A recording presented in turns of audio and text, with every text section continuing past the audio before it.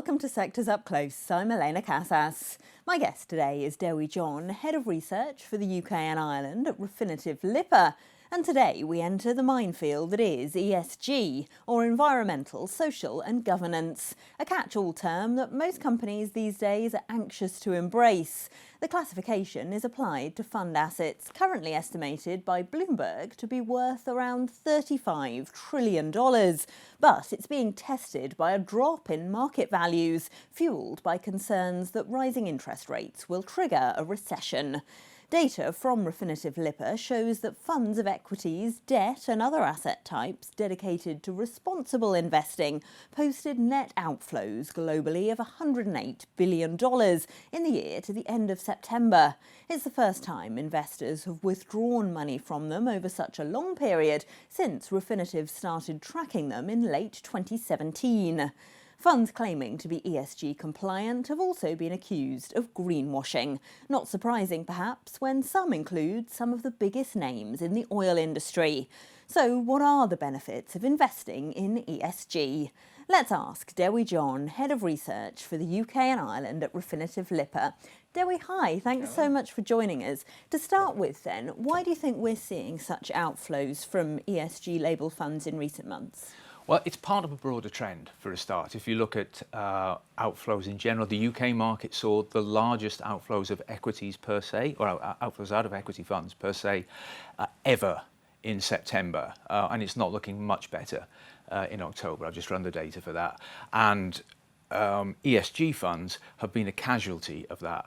Having said that, as a percentage of total assets under management, we have seen marginally more outflows from ESG than from the market as a whole. But you kind of expect that when we've had a market that's been driven performance-wise by oil and gas or energy stocks, and most ESG funds are kind of underweight or underexposed to them. We are seeing a bit of a backlash against ESG this year, aren't we, though? Not only, of course, because energy stocks have done much better than many were expecting before the war in Ukraine, but also because we're seeing more and more accusations of greenwashing and debate about whether big oil companies should be included in these funds. What do you make of that? How can we label something as ESG? Well, I think it's, first of all, what we're seeing is quite a welcome shakeout, and it's long overdue, and we're seeing regulators tightening up, which I think we'll come to a little bit later. But ESG is this immense coverall that has a lot of strategies within there. So, for instance, one which will allow you to have quite a large oil and gas exposure, and often above your benchmark. What role then should regulators play, do you think?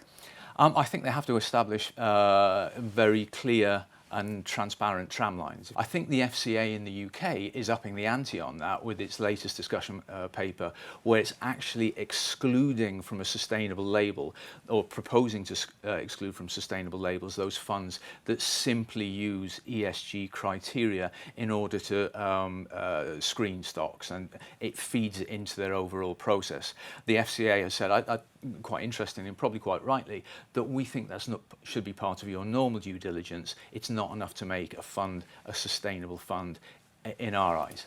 You do think then that the FCA, the UK regulator, is starting to force asset managers and fund providers to practice what they preach here? Oh yes, I mean there was a letter to asset management firms, I think a year or two ago, that basically put companies under notice and said, we are watching you. If you're claiming that a fund is sustainable, ESG, green or whatever, we want to see it evidenced. And that was well in advance of them starting to publish proposals.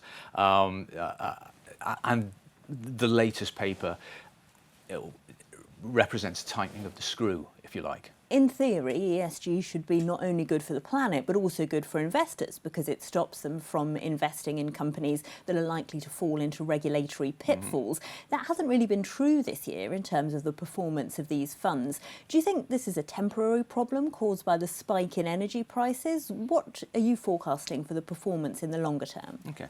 Over the long term, I think if you view ESG due diligence as something that's going to let you avoid or help you avoid pitfalls, sort of badly run companies, heavy polluters that are going to be open to fines, so on and so forth.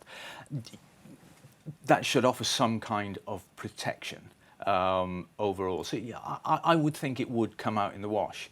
Whether that is, the main reason that you should be holding an ESG fund is another thing altogether.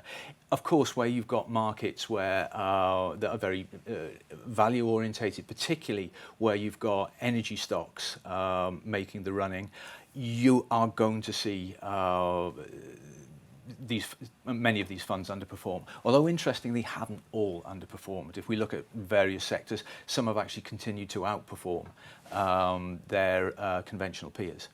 Well, thanks so much for that, Dewi John, Refinitiv-Lipper, Head of Research for the UK and Ireland. Thank you. Well, that's your roundup of the ESG sector. I'm Elena Casas, and this is Reuters.